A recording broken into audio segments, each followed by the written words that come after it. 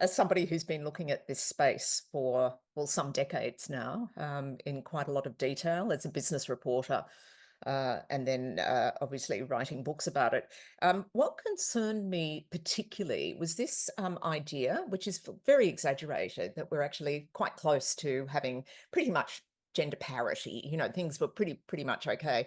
It leads to inertia. Of course it does. If you think that you pretty much got there, that there's nothing much more to be done, you don't try. And one of the things that we have learnt over many painful years of very slow progress is this can be addressed, and that's an important point, but it has to be intentional.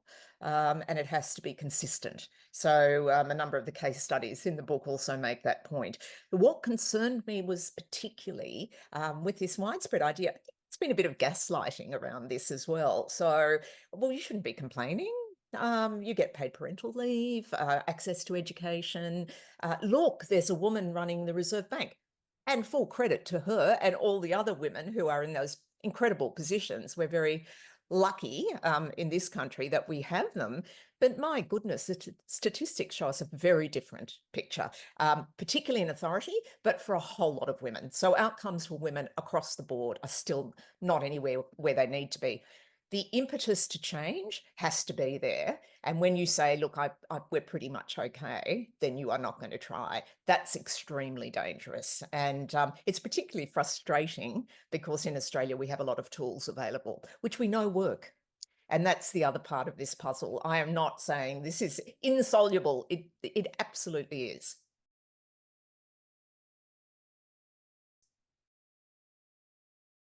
Well, I think you have to do both. You can't solve a problem unless you acknowledge it. And how are you going to acknowledge it? Especially in the business realm that I'm most familiar with, people will just say, well, that's not true. Women are doing well. You have to have the evidence. You have to have it there to make the case. Because there is this widespread, assumption, as I've written, that, the door's open. The door to those senior jobs in particular, the ones that are so crucial, where the decisions are being made that affect all of us, that's wide open and women just can walk through, which actually hinges on the old idea of a meritocracy.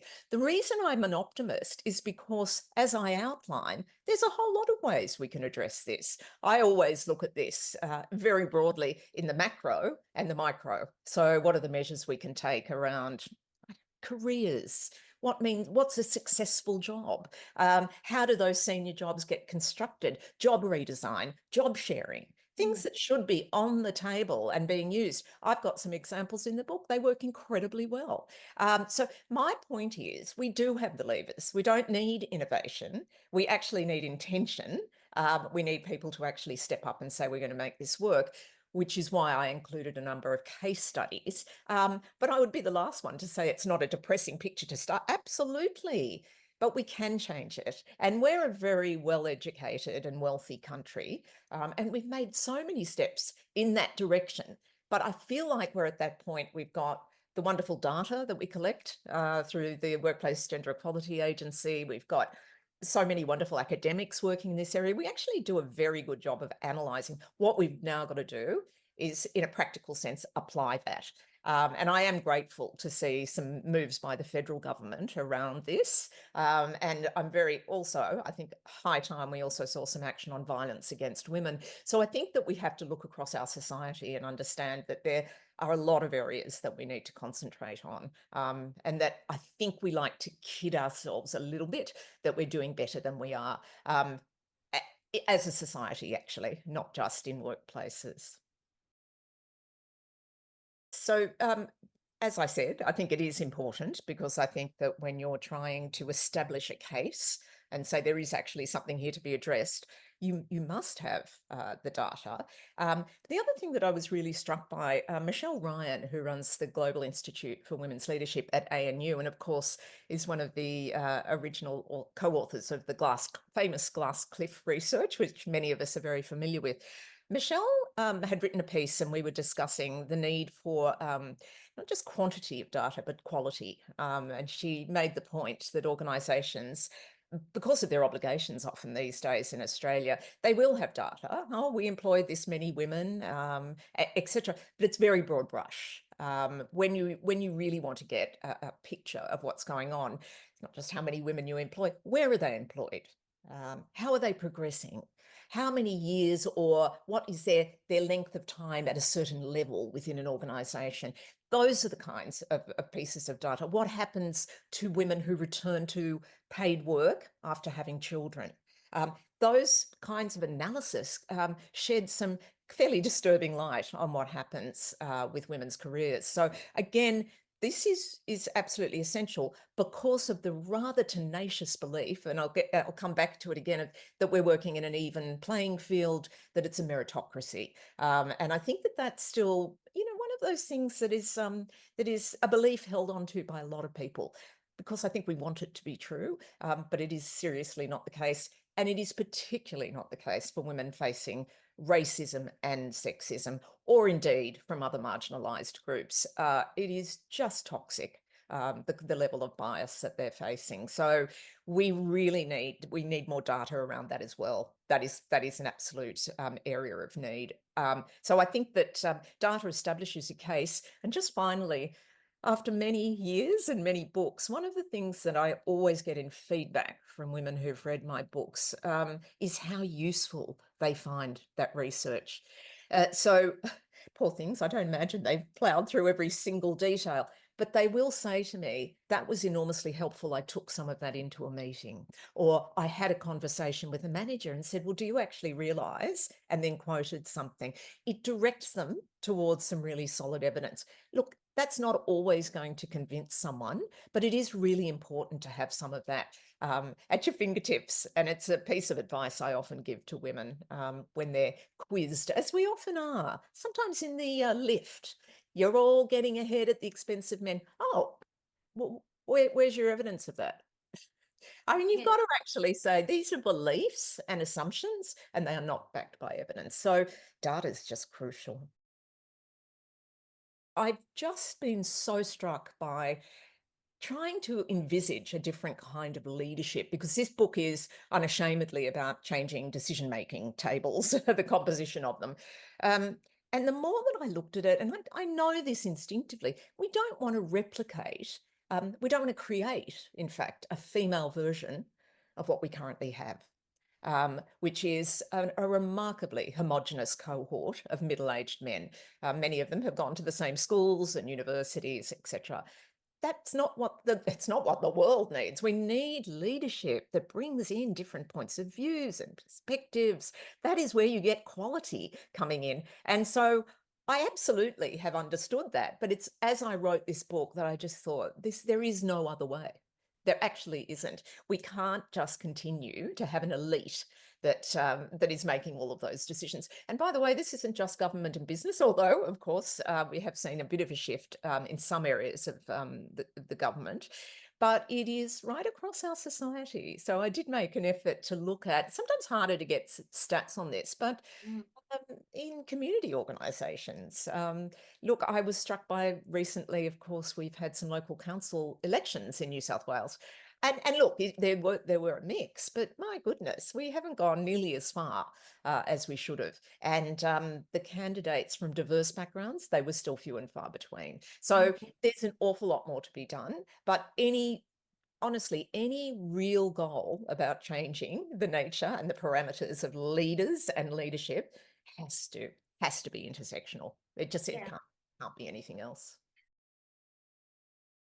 I interviewed, because I obviously then had to go back and check all quotes. So I interviewed around 40 people for the book, which was, yes, I know.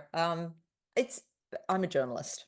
When you set out to do this, whether you're writing a feature or indeed a book, uh, that is what I go to. And I really like having all of those voices in there because I think it gives you, I mean, obviously it gives you different perspectives, but also on a practical level, talking to people about their experience and talking to a diverse range of women about what they've experienced as well. How long did it take? I suppose overall a couple of years by the time I'd done the research, the interviews and so on. I have to say, I also get inspired when I talk to people. So it will change often enough. It will change the nature of some of what I'm writing about.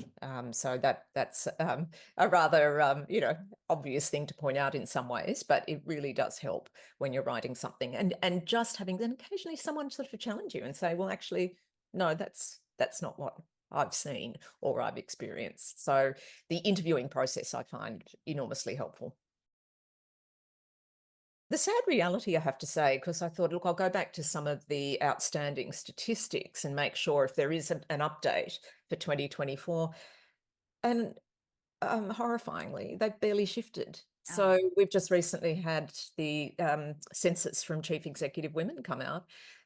Actually, exactly the same number of the same number of men in CEO positions of ASX 300 companies, 91%, and a slight reduction in the number of women CEOs. So yes. I wish I could say otherwise. I wish I could say we've had a dramatic change in some of those statistics. But the other thing I've noted too, two big studies have come out internationally in the last couple of months, both noting the stagnation of women's rights in many parts of the world, including the US, by the way. And I know we often turn to Afghanistan and what's happening there, which is horrifying, and Iran and so on. But of course, Roe versus Wade is still having just appalling consequences. So sadly, I wish it was otherwise, but the most recent data shows very little change, if not a bit of a backward slide.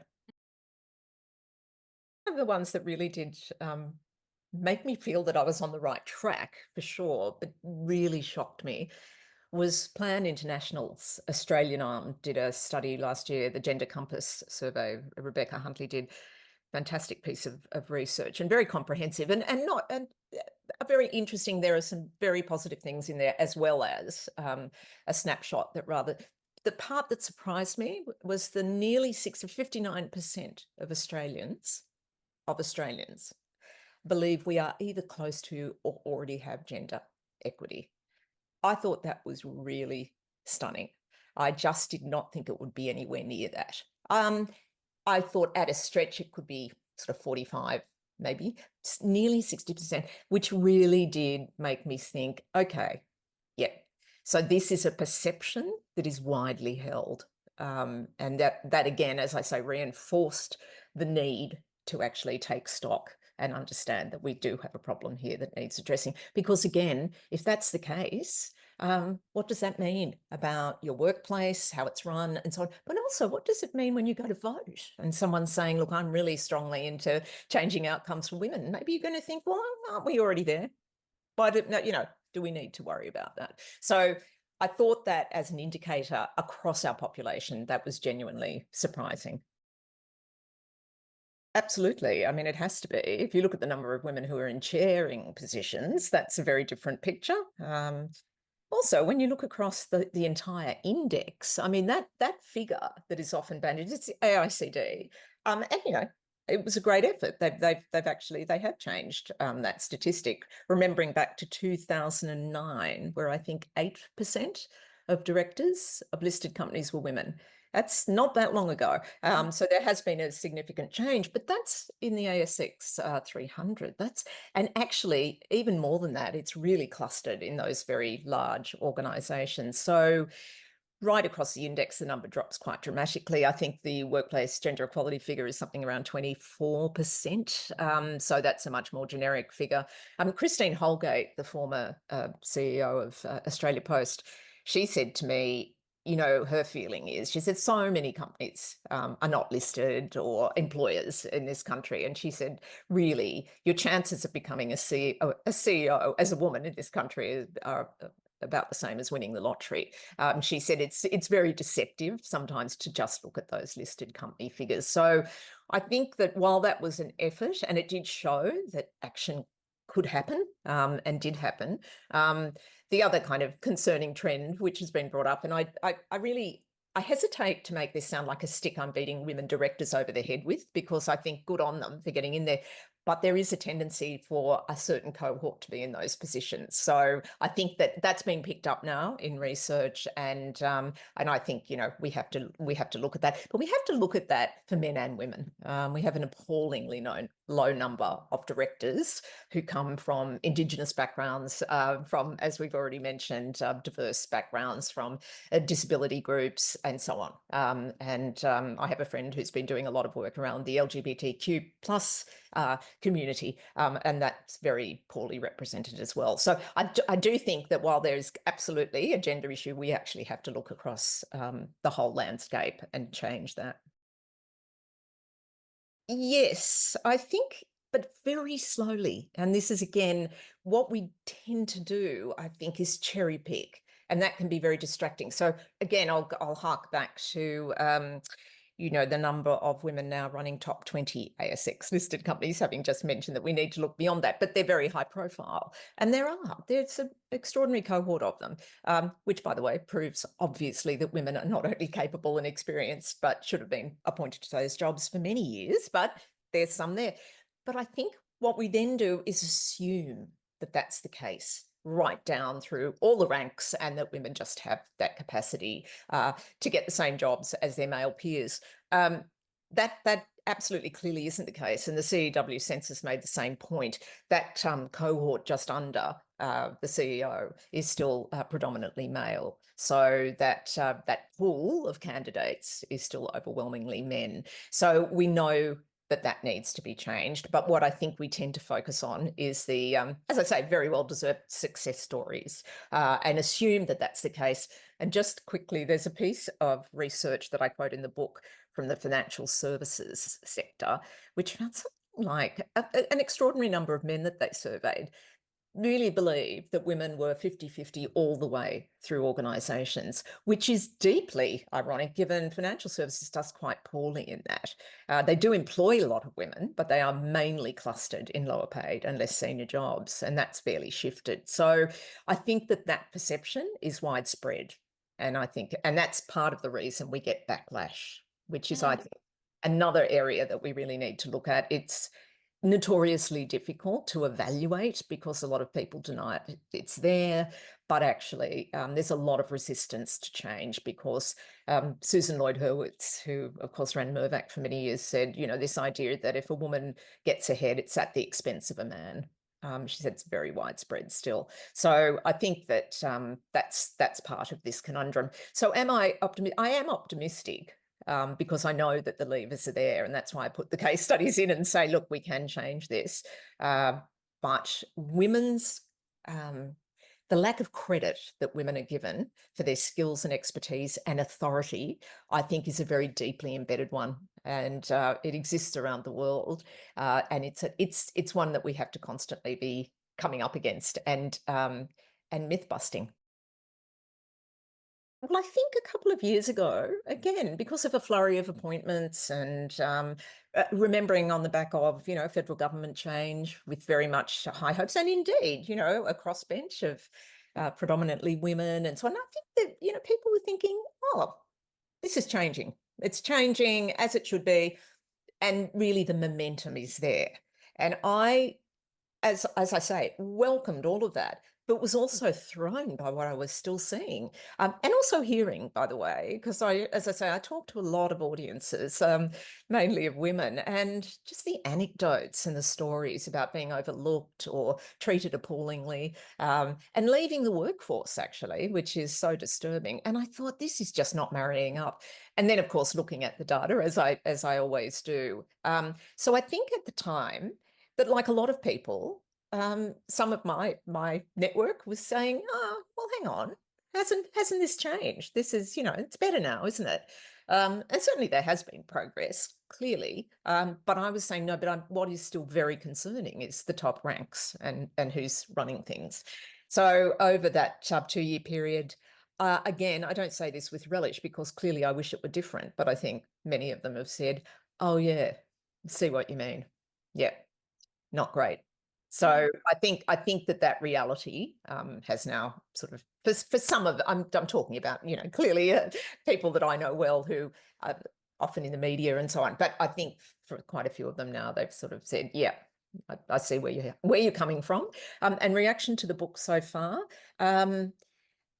I've been doing a few events, not as many as I would normally, but Reaction's been pretty good. Younger women, actually. I did an event recently for women in construction, and a lot of the women in the room were younger, starting certainly first stage of their careers. And they were asking me and telling me, sadly, about some of the things that I've been writing about for an awfully long time. So they're still coming up against that bias. But boy, they're not taking a backward step, and they give me an enormous amount of optimism. It is a very different world to the one I grew up in. So absolute credit to them. And again, I just keep saying, look, use this book and use some of this. They were also asking me about what they need to do if they want to raise an issue. And I think that's a really important question and has to be handled sensitively. So especially when you're a younger woman, very interesting questions from the audience around that. And I said, always go as a cohort, never go on your own. Make sure that you don't risk, a job that you no doubt have worked hard for. But it was really interesting. They were very practical. And the point about that question is they kind of know they have rights. Well, they know they have rights. It's about how do they exercise them. And I think that that's a change that we have seen with things like respect at work. So one of my previous books, Stop Fixing Women, I had that reaction to it. It was people saying, I suddenly realized that a lot of the things that I'd been facing in my life on a personal level were shared. It wasn't me. I was told I was the problem. I needed to change. And then I realized, of course, that the context I was in was creating so many of these issues, which was, just such an encouraging message for me to hear from readers. But again, yes, this book is very much about that, to understand that, yes, it's daunting. I get it, because I painted how some of this bias operates, and it's pretty disturbing. I mean, it really is. But unless you kind of understand that that's what's happening, and that's happening in a structural sense, a systemic sense, then you do tend to blame yourself. And we're encouraged to blame ourselves, by the way. It's very handy to say, oh, well, isn't it a shame you didn't get ahead? You made the wrong decision. You didn't speak up. You weren't confident enough. And this stuff drives me nuts. It doesn't help, actually, at all. And if it was as simple as telling us to have more confidence, then we would have solved this years ago. That's just utter rubbish. The reason women sometimes appear to lack confidence is because they're treated poorly. Their ideas are ignored. Their voices aren't heard. As somebody once said to me about imposter syndrome, well, of course, women tend to have imposter syndrome because they're treated like imposters. So I think we've actually pathologized some of this stuff into a series of weaknesses that women only suffer from, which is rubbish, by the way, because men also suffer from imposter syndrome in other areas. But it's become a very convenient way of pushing what is actually a rather messy and emotional debate away and saying, well, it's not our fault. There's nothing wrong with the workplace. Works really well for me. It must be you. I think I, like a lot of women in particular, have fallen for this idea, which we see it nutted out whenever statistics are published, actually. On the current pace of change, it'll take another 120 years and so on. I realized after a while that is not a helpful thing to say. I understand it's shocking. Of course it's shocking. But we don't have to work at that pace. And the point that I make with some of the practical examples is we can start now. And we can start doing this properly and effectively and get results. And if people in the construction sector can do it, which was a couple of my case studies, serendipitously came from that area, then every organisation can do it. So change is not a case of waiting for decades and decades. We do actually have the tools. We know what to do. So don't fall for that one either. That's a really easy way of sidestepping. And again, the inertia comes back. Well, this isn't going to be solved for a century. Rubbish. If you told the suffragettes that, we wouldn't have got the vote. What we need to do is understand we can change this and shift it and keep going.